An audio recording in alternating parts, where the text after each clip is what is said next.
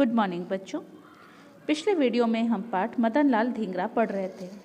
हमने देखा कि मदन लाल धींगरा का जो परिवार था वो पूरी तरह से अंग्रेजों का अंधभक्त था। मतलब पूरी तरह से वो अंग्रेजों के वश में था, वो उनकी हर बात मानता था। और क्योंकि मदन लाल धींगरा के मन में स्वतंत्रता के प्रति भावना उत्पन्न हो रही थी, वो स्वतंत्रता प्राप्त करना चाहते थे, भारतीयों की मदद करना चाहते थे स्वतंत्रता की लड़ाई में। और इस चीज़ को समझ के उनके पिता ने उन्हें पढ़ने के लिए विलायत भेज दिया था। वहाँ उन्हें समझाने के लिए उन्होंने एक व्यक्ति नियुक्त किया। कहने का मतलब ये कि उनके एक अंग्रेज मित्र थे, है ना, जिनका नाम था विली। मित्र थे जिनका नाम था कर्जन विली। वो लंदन में ही थे, इसलिए उन्हें मदन लाल को समझाने के लिए काम जो था उनको दे दिया गया कि आप ही मदन लाल को समझा के सही रास्ते पर लाइए। और मदन लाल इस चीज़ को बड़े समझदारी से उन्होंने समझ लिया, है ना, कि उन्हें देशभक्ति की राह से हटाया जाना चाहता है। और इसलिए उन्होंने ये बात जो थी अनसुनी कर दी थी, वो नहीं मिलना चाहते थे। तब उसके आगे का पाठ हम देख लेते हैं, आइए पढ़ते हैं। पर होनहार बलवान है। होनहार मतलब जो होने वाला रहता है ना, वो होता ही है। लंदन के भारत कार्यालय इंडिया ऑफिस में शीघ्र ही एक समारोह हुआ जिसमें मदन लाल सम्मिलित हुए थे, भाग लिया था उन्होंने। वे जानते थे कि कर्जन विली भी इस समारोह में तो आने ही वाले हैं। थोड़ी देर बाद कर्जन विली अपनी पत्नी के साथ वहां आ भी गए। मदन लाल गए उनके पास और उनका अभिवादन किया, उन्हें अभिवादन किया। अभिवादन करना मतलब प्रणाम करना। फिर उन्होंने मौका देकर फुर्ती से एक पिस्तौल निकाला और कर्जन विली पर एक एक करके 5 फायर झोंक दिए। उनका निशाना जो था अचूक था, बिल्कुल सही लगा। विली तत्क्षण मतलब उसी समय ढेर हो गए, मतलब वहीं उनकी मृत्यु हो गई। विली को बचाने के प्रयास में एक और व्यक्ति भी मारा गया था। सभा में एकदम सन्नाटा छा गया। सन्नाटा को अंडरलाइन कर लीजिए। चुप्पी छा गई। सब लोग डर के मारे बाहर भागने लगे। तभी मदन लाल ने चिल्लाकर क्या कह दिया, डरो मत, मेरा काम हो चुका। मतलब मुझे जिसे मारना था मैंने उसे मार दिया है, इसलिए आप लोग डरिए मत। मदन लाल क्योंकि डरपोक नहीं थे, कायर नहीं थे, इसलिए उन्होंने वहां से भागने का कोई प्रयास भी नहीं किया और उनको गिरफ्तार कर लिया गया। यह घटना कब की है? 1 जुलाई सन 1909 ईस्वी की है। कितने बजे? रात 11 बजे घटी थी ये घटना। ठीक है, चलिए आगे देख लेते हैं। स्वाभिमानी एवं साहसी मदन लाल अंग्रेजों के हाथों भारतीयों का अपमान सह नहीं पाए।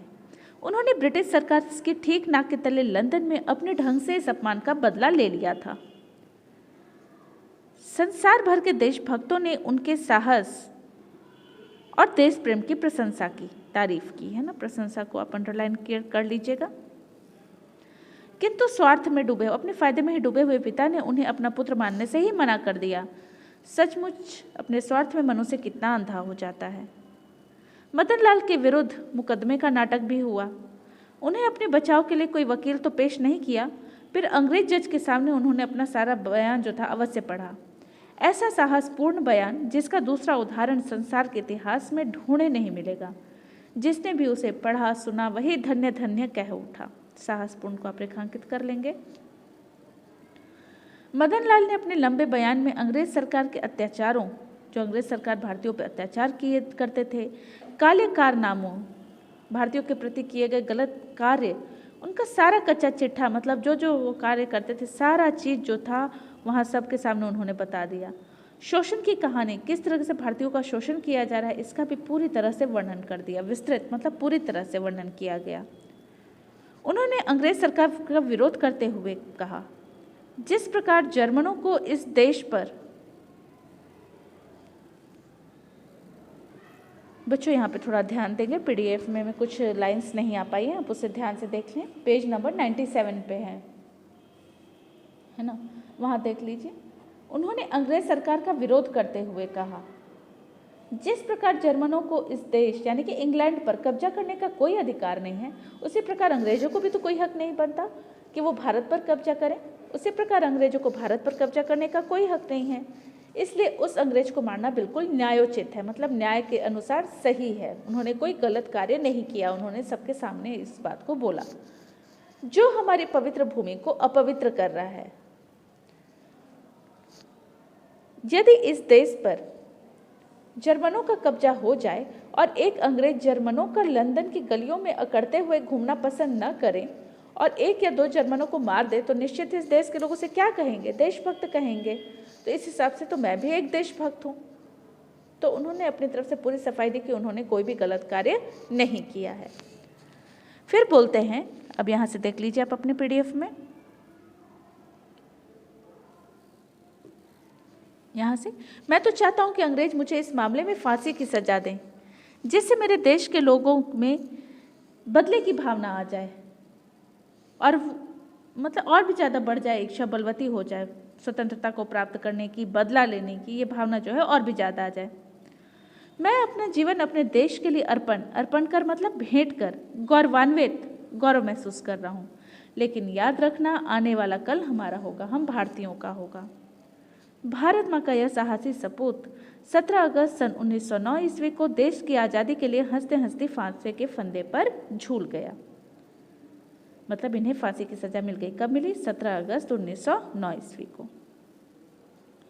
जीवित वीर की अपेक्षा के मुकाबले मृत शहीद अधिक शक्तिशाली होता है। कहने लोगों के मन पर उसका अधिक प्रभाव पड़ा। अंग्रेज यह जानते थे, है ना, अंग्रेज इस चीज को बहुत अच्छे से जानते थे। भारत में लाए जाने पर उस शहीद की भस्मी युवाओं में एक तूफान खड़ा कर सकती थी, क्रांति की एक ऐसी बीज बो सकती थी जिससे अंग्रेज पूरी तरह से डर गए थे।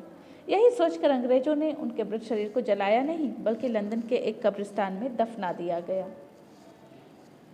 मदन लाल मरकर भी क्रांति की एक मशाल जला गए, लोगों के मन में क्रांति की एक ज्वाला डाल गए।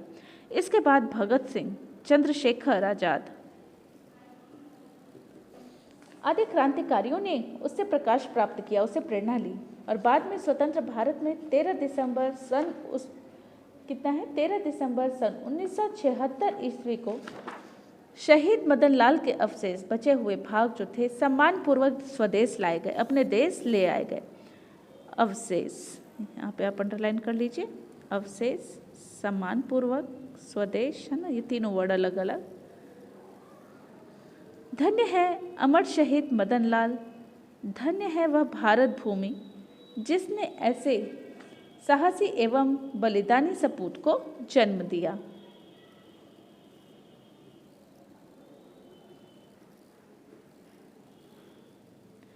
अवशेष, सम्मानपूर्वक, स्वदेश, इस तीनों को अंडरलाइन करवाया था अभी आपको। भारत भूमि, है ना, तो ये सब आपके रेखांकित कर लीजिएगा इन कठिन शब्दों को। तो धन्य है अमर शहीद मदन लाल, धन्य है वह भारत भूमि जिसने ऐसे साहसी एवं बलिदानी सपूत को जन्म दिया था। तो हम इनके जीवन से हमें प्रेरणा लेनी चाहिए कि हम अपनी स्वतंत्रता के प्रति हमेशा सचेत रहें, अपने देश प्रेम को बरकरार रखें। तो बच्चों, ये था आपका पाठ 19। साथ ही इसके कुछ प्रश्नोत्तर आपको PDF में दिए जाएंगे, आप उसे अपनी क्लास वर्क कॉपी में लिख लेंगे। पृष्ठ संख्या 99 आप अपनी पुस्तक में ही कर लेंगे, जो इसका बैक एक्सरसाइज है, अभ्यास कार्य है, आप उसे अपनी बुक में कर लेना। इस तरीके से आपका जो है यहाँ पे सिलेबस भी कंप्लीट होता है। चलिए, धन्यवाद।